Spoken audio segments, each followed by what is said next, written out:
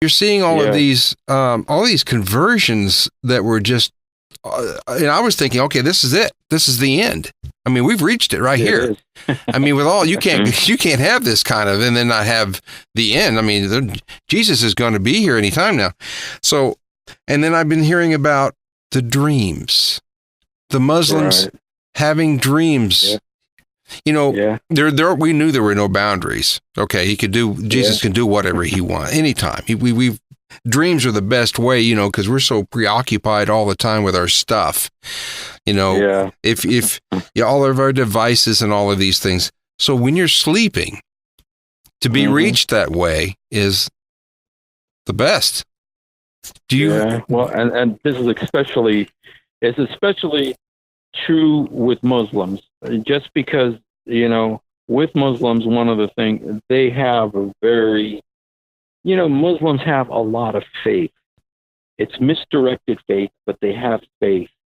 And so that faith, I think it's sometimes easier for God to do miracles there than it is in the West, where we're so secular and so we're like a brick wall. You know, it's so hard to get past our secular intellectualism, that because we don't allow for miracles because of our lack of faith.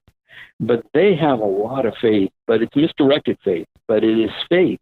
And because of that, miracles just seem to happen so easily there. And Muslims are just so open to it, I could just tell you this one funny story, which is also in the book. There was a man, I was living in an apartment, and this man is very, very super simple, poor guy. He was hit in the head when he was young, and so he had emotional problems, but he worked at the apartment complex where I lived, and he's married, had 3 kids and stuff, and but he's very simple, very, very, just very simple and very poor, and one day I was in my room, apartment, and I was watching the movie Jesus. And he came in, and he looks at the screen, and he says to me, "Who's that man on the screen?" I said, "This is a movie about Jesus, about the Messiah, Jesus, And he says, "That man came to me in my dream last night." Whoa. And I said, "Wow."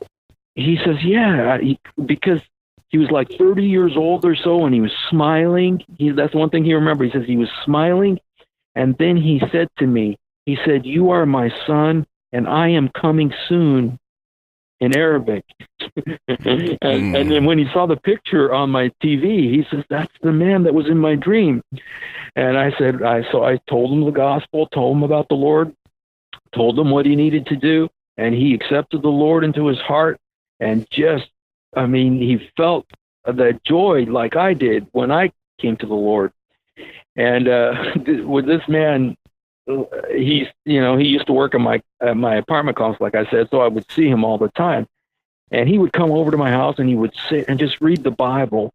And when he would read the Bible, it was just like he'd be shaking with electricity. The power of the Holy Spirit was on him. And then a few weeks later, he said to me, he said, "I had another dream." He says, he asked me, "What do the words 'do as I do', what does that mean?" And he said the words in English, "do as I do." And I told him what they meant, in Arabic. And then I asked, "Why do you ask?" And he says, "Well, I had a dream. And in the dream, he said that I said those words to him, 'do as I do.'" And I said, "Well, this is what it means, And then I asked him, "Is there anything else in the dream?"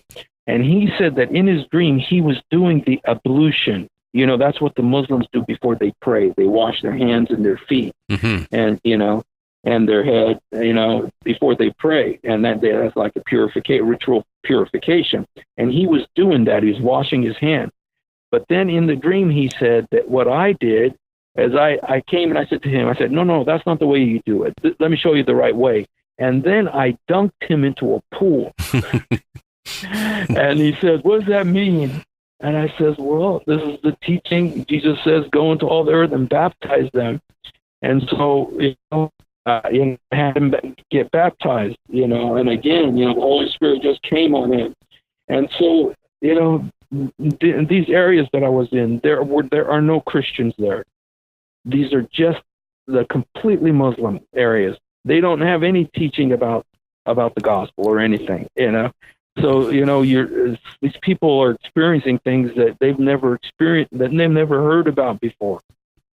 But anyway, this man just had, the Lord just did so many wonderful miracles in his life, little things. And to this day, I'm in touch with him. This is like, this is almost 12 years ago now. And he's still following the Lord. He's still suffering so much. He's still struggling so much, but he's still true to the Lord. And he tells me he still prays to the Lord. And, very often with a situation like this with ex-Muslims, especially in the Middle East, they can't go to church, because, first of all, in many of their towns, there are no churches. Right. And in his town, there are no churches. But if there was a church nearby, the problem is if anybody sees them going to church, a Muslim, that could lead to, possibly their death. And then it'll make a problem for the church too, because people are saying, you're taking our people and you're making them into, and so, it's a problem for both, So there are many churches in the Middle East that cannot have ex-Muslims come to the churches. So that, they have to have secret meetings or house meetings and stuff like that. We've heard about the Iranian house meetings. Yes. That's been here quite frequently these days. They're raiding these homes. They're actually raiding these homes, and people are going to jail. And they're confiscating the Bibles, and I don't know whatever happens to them once they go to jail. I can't imagine. Yes. Well, it's a persecution. Go ahead. I'm sorry. I say it's a persecution. The Chinese are just as bad. We have an underground Catholic church there.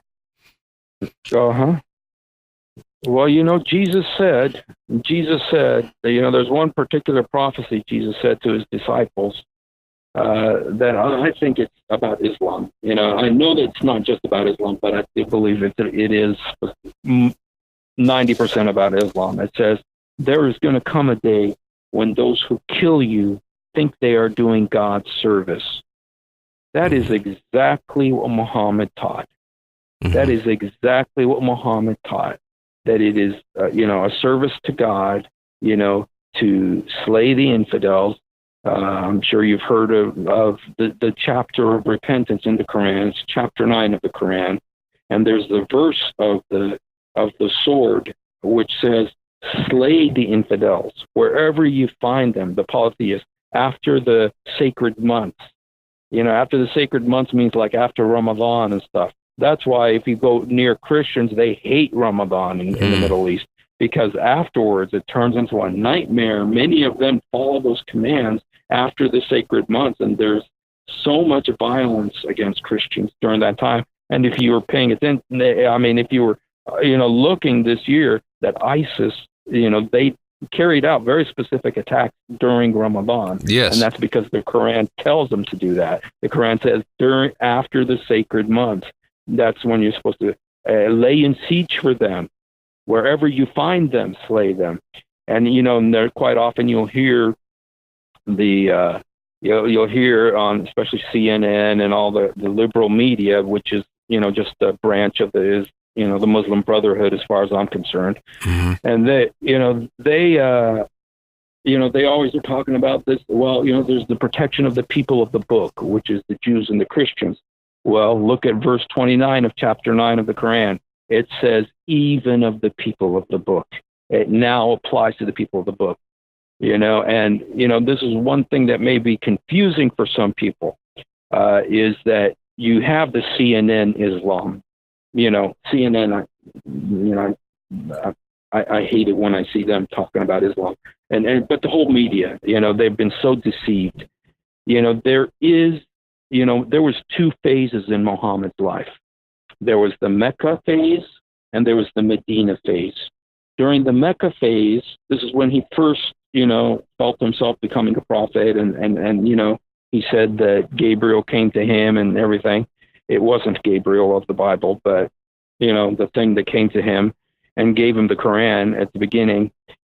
He was peaceful at the beginning because he was weak, and when he was weak and persecuted, he had many verses which you will always hear on CNN.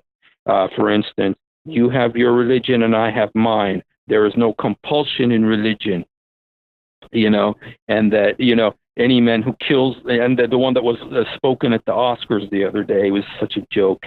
If any man saves a life, it's just as if he saved the whole world. Was he quoting the Quran?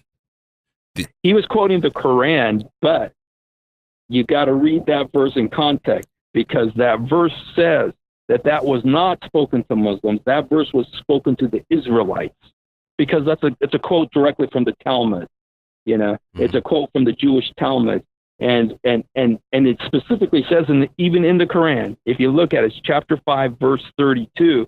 It says, whoever slays a man, he's or kills a man, it's as if he killed the whole world, and if he saves the life, it's as if he saved the whole world. That it says to the Israelites, God said.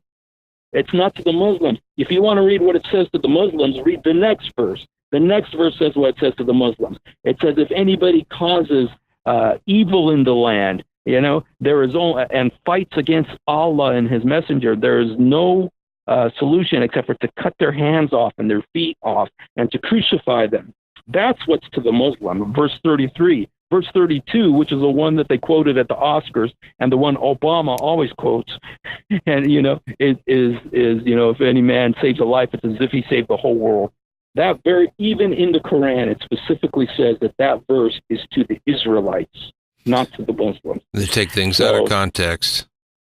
But, the media has completely submitted. They've become Muslim in my book, because they just love Islam, especially CNN. And, and it's not so much that they love Islam. They just don't like Christians. That's exactly right. I quit watching CNN because it just made me want to, it just gave me a stomach ache every time I watched them. I knew they weren't a fan of Christianity, and they do not like Catholics. You mentioned they love Islam. Yes, you mentioned a minute ago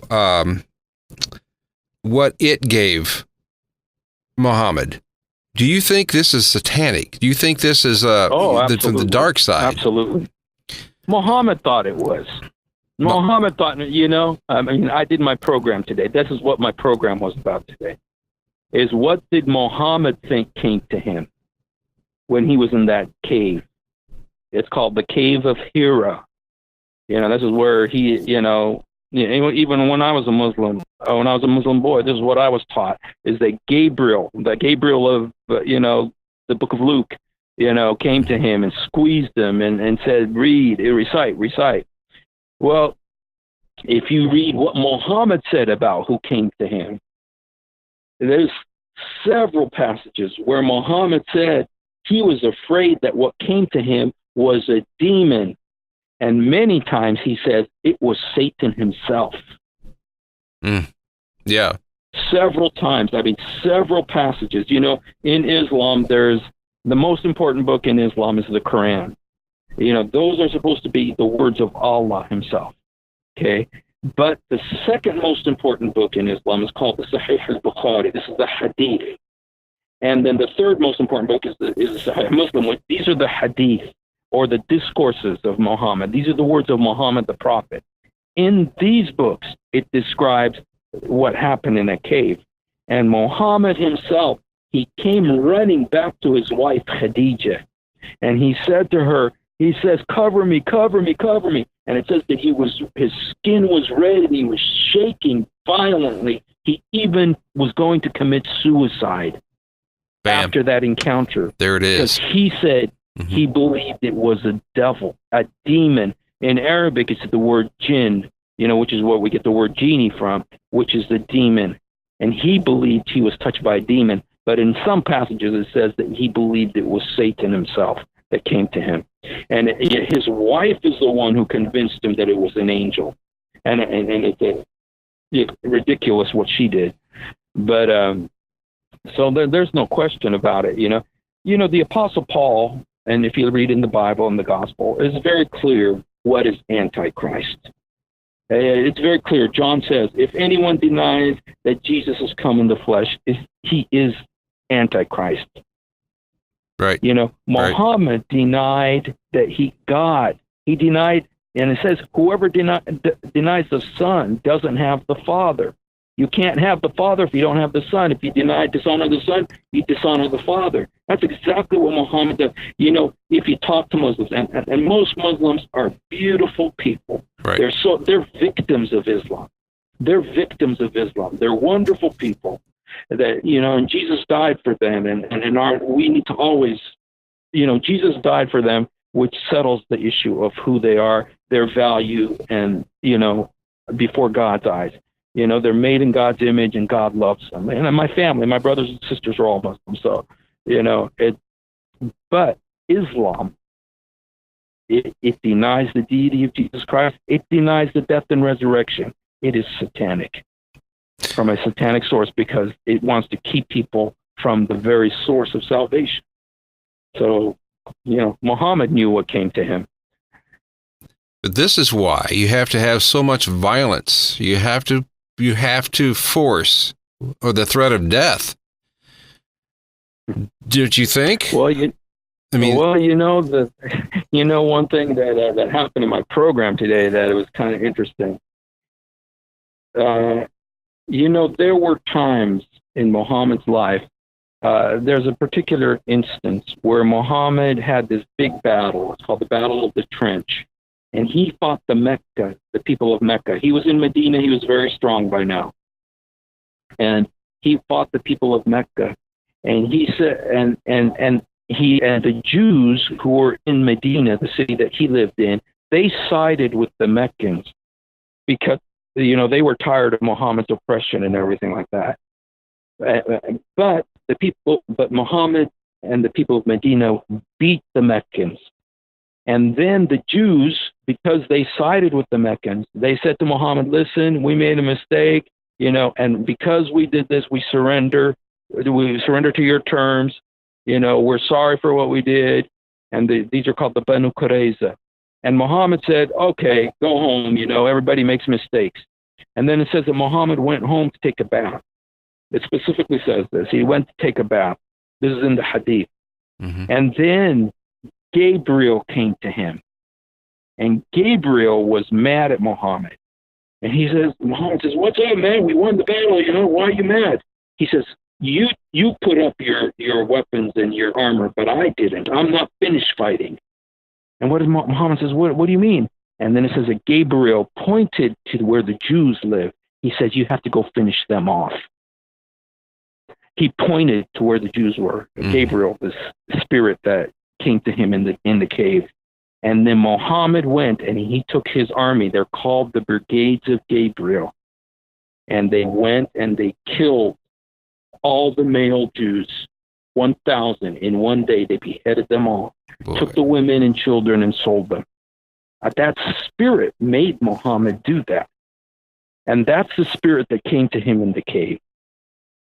And so, Muhammad was driven by this thing. So maybe, Muhammad was going to be nice to these guys. He says, okay, you surrendered, that's fine. But the spirit made him go kill them, which shows you there is a demonic element in this, and motivation. So, do you think that